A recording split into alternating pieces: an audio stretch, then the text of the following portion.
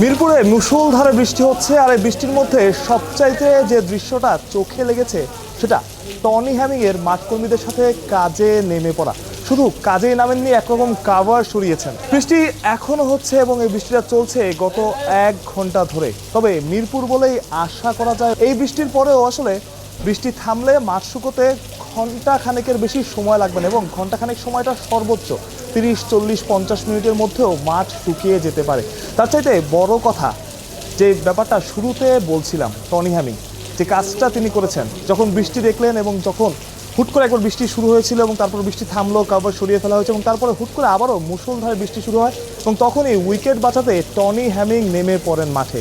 যে দৃশ্যটা চোখে পড়ার মতো। একসময় গামিনী ডি সিলভা এখানে ছিলেন, গামিনীকে নিয়ে আলোচনা হয়েছে, সমালোচনা হয়েছে, অনেক কথা বলেছে এবং তার সাথে মাঠকর্মীদের একটা দূরত্ব ছিল। গামিনী অর্ডার করতেন, মাঠকর্মীরা কাজ করতেন এবং কথা বলার সাহস পেতেন না। সেখানে টনি হ্যামিং একদম আলাদা, ভালো কাজ করছেন, সারা দুনিয়া জুড়ে তার প্রশংসা চলছে। আলাদা করে তার আর এই প্রশংসার জন্য কাভার টানা কিংবা মাঠকর্মীদের সাথে কাজ করার প্রয়োজন নেই। তিনি দুনিয়ার বহু বড় বড় জায়গায় কাজ করেছেন এবং শুধু বাংলাদেশ না, একটা সময় যতটা সমালোচিত ছিলেন গামিনী ডি সিলভা, এখন ঠিক ততটাই প্রশংসিত টনি হ্যামিং। সেই টনি হ্যামিং এই প্রশংসার জোয়ারেও নিজের কাজটা ভুলে যাননি, নিজেকে ভুলে যাননি। তিনি মাঠে নেমে পড়েছেন অন্যান্য মাঠকর্মীদের সাথে। মাঠকর্মী আসলে কি দেখবেন, টনি হ্যামিং এমনিতে খুব কড়া, মাঠকর্মীদের সাথে কাজ করেন, প্রচণ্ড কাজের উপর রাখেন তাদের। কেউ ফাঁকি দিলে সেটা তিনি পছন্দ করেন না, তার সাথে গিয়ে কথা বলেন, উইকেট মন মতো না হলে তাদেরকে বলেন কীভাবে উইকেট তৈরি করতে হবে, কিন্তু পুরো সময়টা নজরদারিতে রাখেন। যখন প্রয়োজন তখন তিনি মাঠে মাঠকর্মীর সাথে নেমে যান।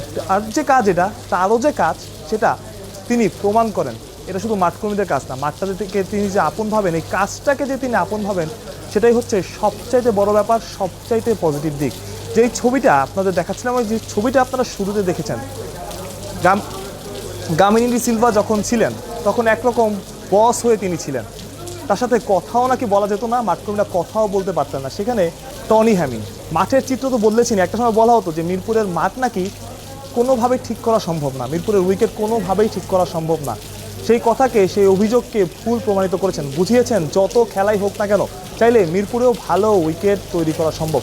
যাই হোক, মিরপুর থেকে বৃষ্টির একটা সবশেষ আপডেট দিতে চাই। মুষলধারে প্রচুর বৃষ্টি হয়েছে ঘন্টাখানেক, তবে তারপরই এখন বৃষ্টি কমতে শুরু করেছে। আশা করা যাচ্ছে দ্রুতই বৃষ্টি কমলে মাঠ শুকোতে, যেটা বললাম, সর্বোচ্চ 1 ঘন্টা এবং 30, 40, 50 মিনিটের মধ্যে মাঠটা শুকিয়ে যেতে পারে, অর্থাৎ খেলা শুরু হওয়ার ভালো সম্ভাবনাই আছে। বৃষ্টি প্রায় শেষের দিকে এবং প্রায় কমে এসেছে। কিছুক্ষণের মধ্যেই হয়তো মাঠকর্মীরা মাঠে নামবেন এবং পরবর্তী আপডেট আমরা পাবো। প্রত্যয়, বিডি কুইক টাইম।